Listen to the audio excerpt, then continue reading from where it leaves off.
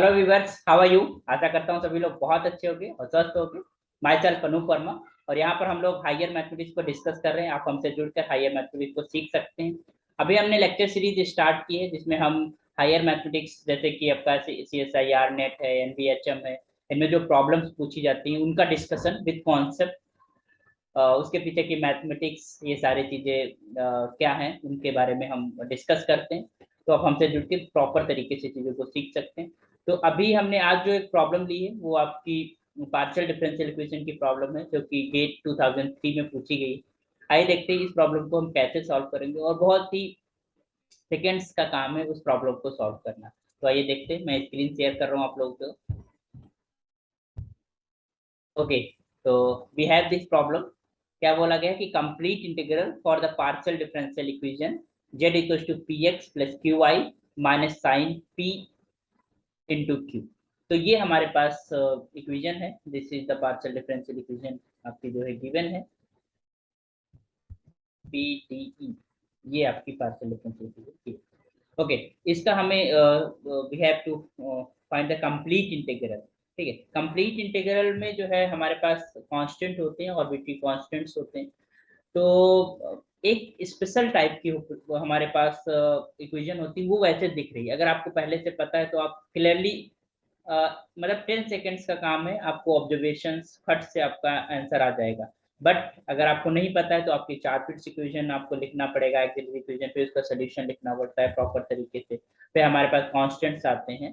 तो यहाँ पर होता क्या है कि ये इक्वेशन हमारे पास अगर कभी भी इस टाइप की दिख जाए, क्या होता है, z is equal to p x plus का क्यू वाई एंड प्लस जो अनदर जो थिंग बच जाए वो this is function of p and q. Okay, अगर इस तरीके कोई एक्सप्रेशन है, इस तरीके का हमें पार्शियल डिफरेंशियल इक्वेशन दिख जाए और उसका हमको कंप्लीट इंटीग्रल लिखने के लिए बोला जाए तो सिंपली, तो इसको हम बोलते हैं क्लैड्स इक्वेशन बोलते हैं। ठीक है, this is known as Clairaut's equation. और क्लैड्स इक्वेशन में हमारे पास सिंपली आपको करना क्या है, P is equals to constant a use कर लो, या कोई भी कांस्टेंट, एक आर्बिट्री कांस्टेंट यूज करना है, और क्यू की जगह पर हमें जो कांस्टेंट वो बी यूज करना है।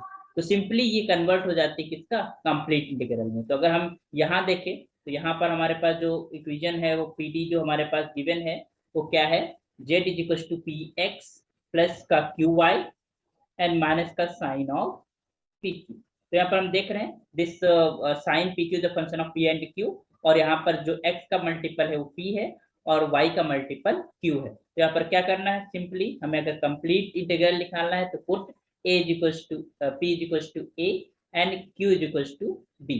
तो हमारे पास क्या निकल के आएगा, दिस इज और z is equal to a x plus का b y and minus of sine of A B. Okay, तो this is your complete integral, है ना। तो ये सिंपली, मतलब हमें तो समझाना पड़ा इसको, एक 1 मिनट लग गया, 2 मिनट या 2 मिनट लिख गए, लेकिन आपको तो वहां पर 10 सेकेंड्स के अंदर ही आपको ये सब करने की जरूरत भी नहीं रहेगी, आपको अगर ये रिजल्ट पता है। ओके, तो this is your complete integral. तो यही हमारा सोल्यूशन हो गया, यही हमारा आंसर हो गया। तो अब देख लेते हैं ऑप्शंस में कौन सा करेक्ट है। तो पहला ऑप्शन क्या है, z equal to a plus b y plus plus of sine a b, तो प्लस तो नहीं होगा। फिर z equal to a plus b y minus of sine a प्ली, तो यही हमारे पास आंसर करेक्ट हो गया। तो this is your answer, the correct answer is this. बस बाकी और सब ऑप्शन तो हमारे, क्योंकि गेट में जो है सिंगल करेक्ट है हमारे पास, तो एक सेकंड ऑप्शन करेक्ट हो, बाकी और कोई मैच भी नहीं कर रहा। ठीक है, तो इस तरीके से हमको क्लैरिस इक्वेशन याद रखना है, इस तरीके का फॉर्मेट याद रखना है कि इस तरीके अगर हमारे पास कहीं मिल जाती है तो उसमें हमें कंप्लीट इंटीग्रल लिखने के लिए कुछ नहीं करना, सिंपली पी को ए रख देना और क्यू को बी रखना है। अच्छा, पी और क्यू क्या है, you know that p the partial derivative of z with respect to x, और q is the partial derivative of z with respect to y। Okay, p q के बारे में आप लोगों को पता है कि पार्शियल डेरिवेटिव किस तरीके लिखा जाता है। तो आई होप समझ आया होगा चीजें। और इसी तरीके से प्रॉब्लम्स का सोल्यूशन के लिए आप सब्सक्राइब कर दीजिए चैनल को, और लाइक तो बनता ही है।